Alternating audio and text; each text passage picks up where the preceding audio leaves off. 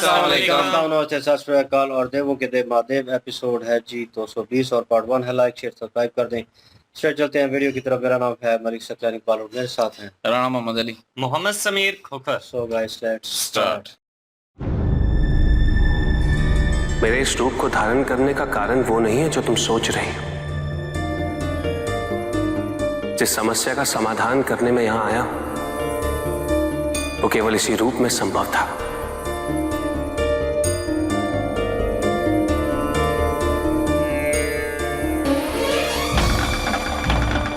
जब से माता मैनावती कैलाश पर तुम्हारी जीवन शैली से परिचित हुई,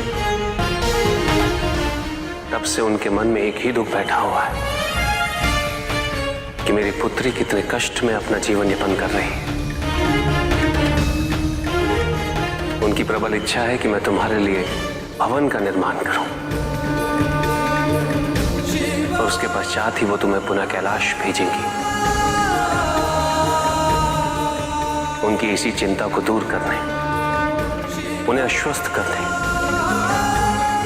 कि तुम्हारे लिए भवन निर्मित होगा, मैं यहां इस रूप में आया था।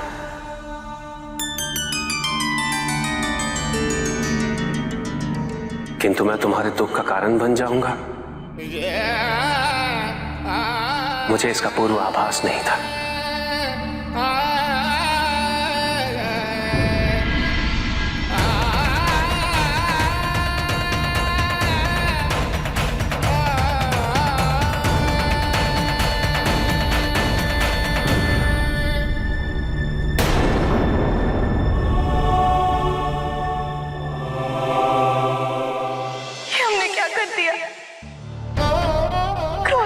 कैसे गोवा के कह गए अपने स्वामी से? वो तो यहाँ हमारी माँ का दुख दूर करने आए थे, हमने उन्हें दुखी कर दिया। नहीं, हमसे ऐसे रूठ के मत जाइए स्वामी, हमें क्षमा कर दीजिए स्वामी।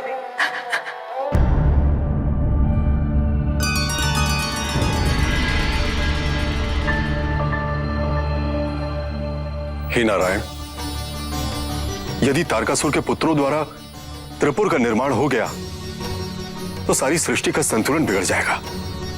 हाँ, देवतागण ये अनुमान लगाकर बैठे थे कि ये तीनों दुष्ट कोई ना कोई अधर्म अवश्य करेंगे और महादेव उन्हें दिया हुआ वरदान वापस ले लेंगे। किंतु प्रभु, ये तीनों तो बड़े ही चतुर निकले। देखा जाए तो त्रिपुर के निर्माण में कोई अधर्म नहीं कर रहे हैं, और जब तक त्रिपुर का निर्माण पूर्ण नहीं होता तब तक इनकी मंशा प्रत्यक्ष नहीं होगी, अर्थात तब तक इन्हें महादेव का संरक्षण मिलता रहेगा। सत्य कह रहे हैं देव ऋषि, जब तक वो त्रिपुर में रहेंगे उन पर कोई क्षति नहीं पहुंच सकती। कोई भी देवता त्रिपुर में प्रवेश तक नहीं कर सकता। सब प्रतीक्षा कर रहे हैं नारायण कि कब महादेव और देवी पार्वती का पुत्र जन्म लेगा। मुझे तो ऐसा प्रतीत हो रहा है हमारे संहार के पश्चात उसका जन्म होगा।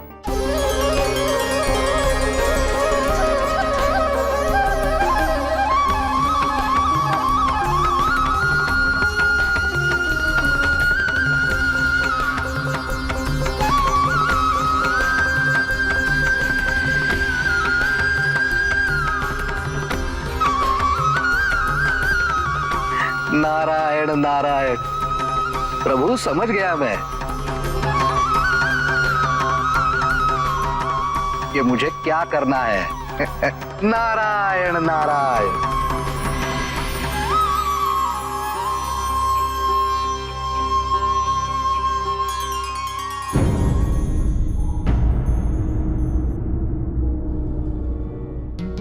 क्षमा कर दीजिए स्वामी, हमसे बहुत बड़ी भूल हो गई। कृपया लौट आइए। यदि आज आप हमसे इस तरह रुष्ट होकर चले गए तो हम अपने आप को कभी क्षमा नहीं कर पाएंगे। लौट आइए स्वामी, लौट आइए। हमें हमारी भूल का इतना बड़ा दर्द मत दीजिए। हटाइए स्वामी, हटाइए।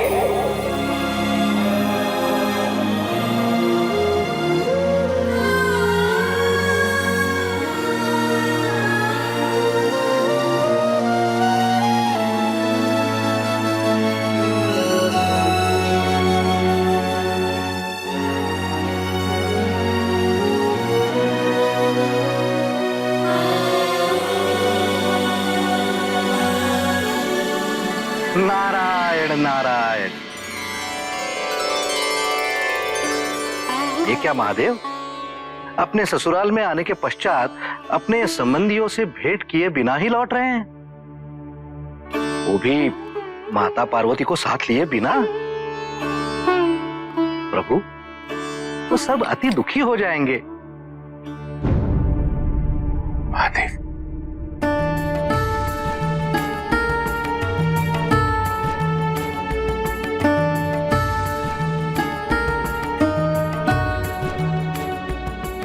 महादेव, मैं आपसे क्षमा चाहता हूं। पार्वती को यहां रहते हुए कई दिन बीत चुके। मुझे आपको अपने साथ यहां आने का निमंत्रण एवं आग्रह करना चाहिए था। निमंत्रण? निमंत्रण का प्रश्न ही कहां उठता है नरेश। यह तो एक लोकाचार है जिसके लिए महादेव स्वयं माता पार्वती की विदाई कराने के लिए यहां आए हैं। विदाई के लिए अति शुभ मुहूर्त है। अब आपको शीघ्र ही माता पार्वती की विदाई की रीति का प्रबंध कर लेना चाहिए। परंतु महादेव, इस विदाई की रीति हेतु आप अकेले आए हैं? नहीं हिम नरेश, महादेव यहां अकेले नहीं आए।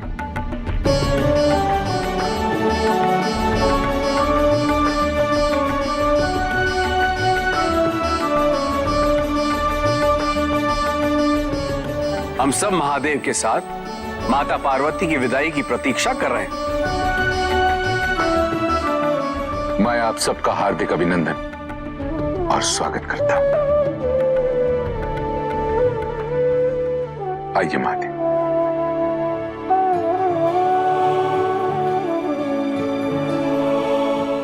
नारायण नारायण।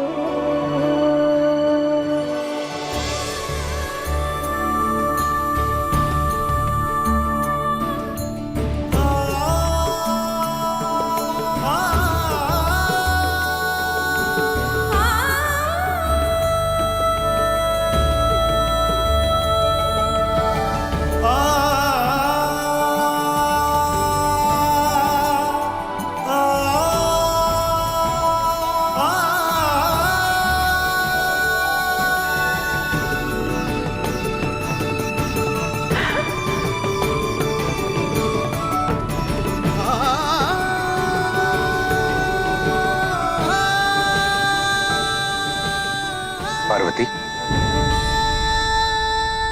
देखो तो कौन पधारे हैं।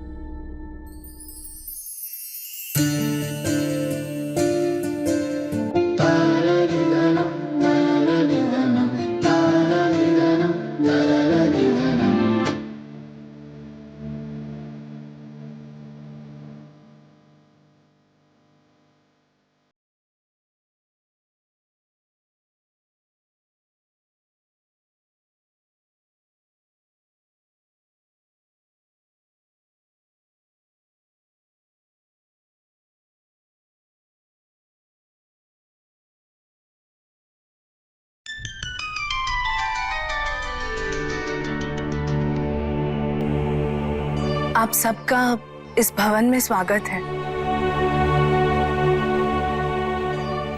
महारानी, पार्वती की विदाई की तैयारियां करवाइए।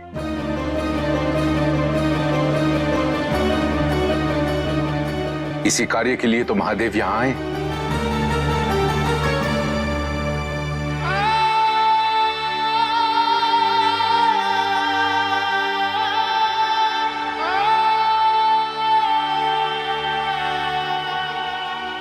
विदाई? किंतु क्या हमारी पुत्री पुनः वही अरण्य जीवन व्यतीत करेगी? हमें पार्वती के विदा होने से पूर्व महादेव से पार्वती के लिए भवन निर्माण का वचन लेना ही होगा।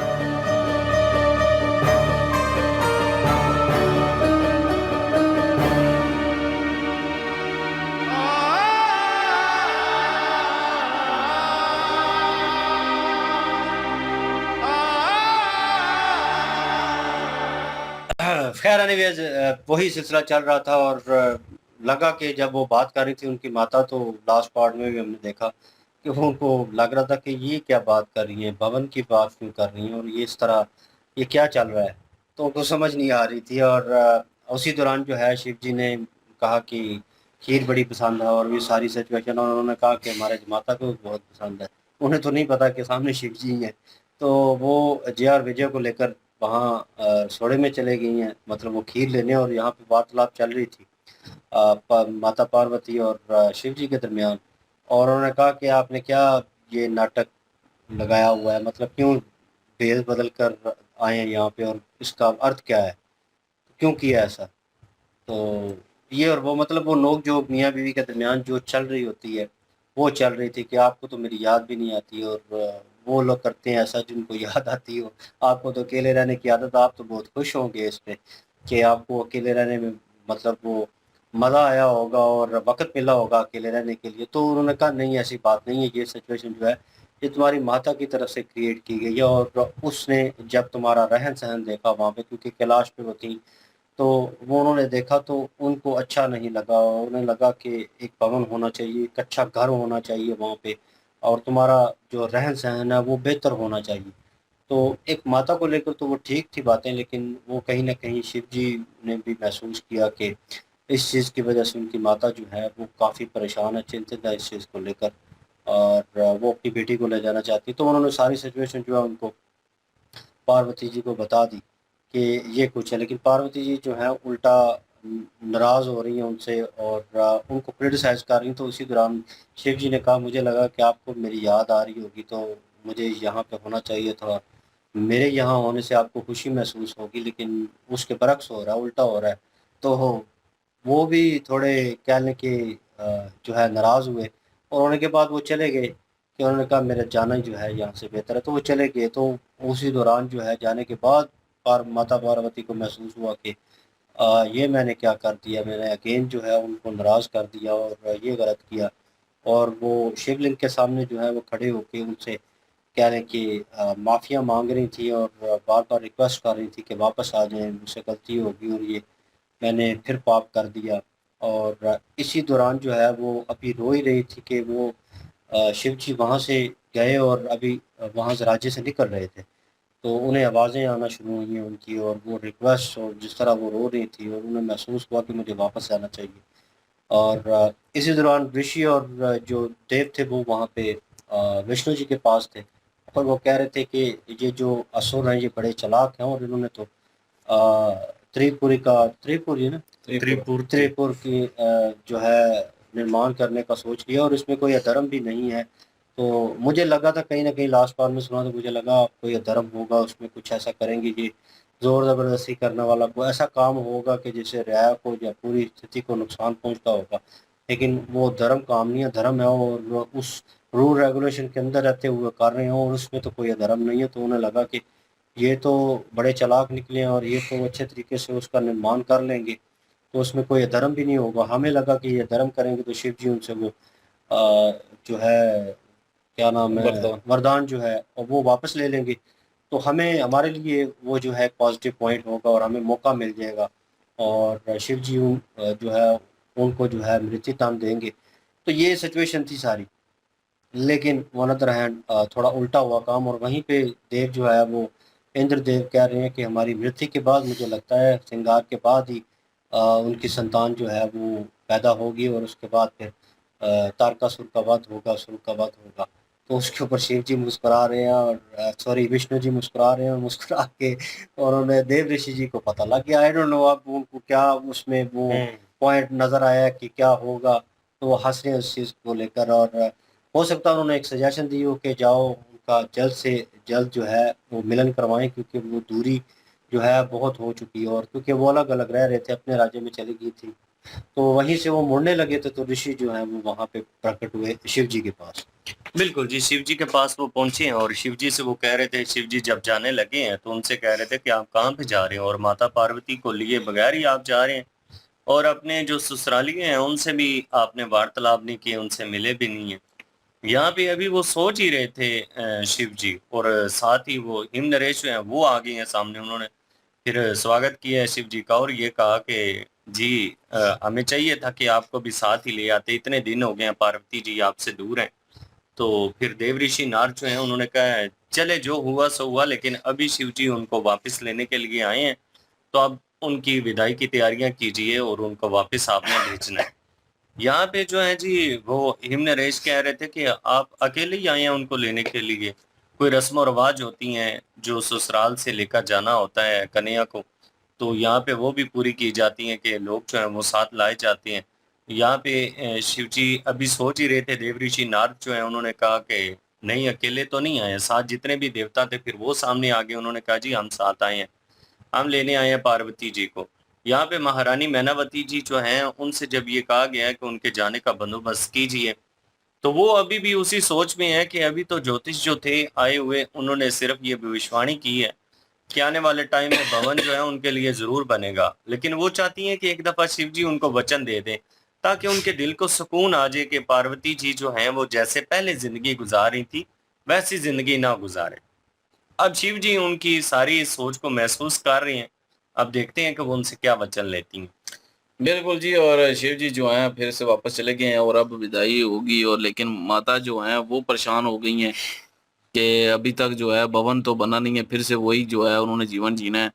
तो वो तो परेशान हो गई हैं, लेकिन ये है कि पार्वती जी खुश हो गई हैं जो उनको लेने के लिए आ गए हैं। पहले उनको यही लगा कि नाराज़ कर दिया और वो चले गए हैं, अब पता नहीं कब आएँगे।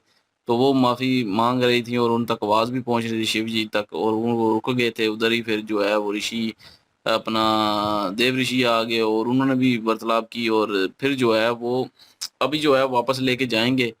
और अभी भवन का जो है वो निर्माण करेंगे या नहीं अभी करेंगे, क्या होता है ये तो अगले पार्ट में पता चलेगा। बिल्कुल जी, नेक्स्ट पार्ट में चलते हैं। लाइक शेयर सब्सक्राइब कर दीजिएगा। इंशाल्लाह मिलते हैं नेक्स्ट वीडियो में। अपना ख्याल रखिएगा, दुआ में याद रखिएगा। तब तक के लिए अल्लाह हाफिज़, पीस।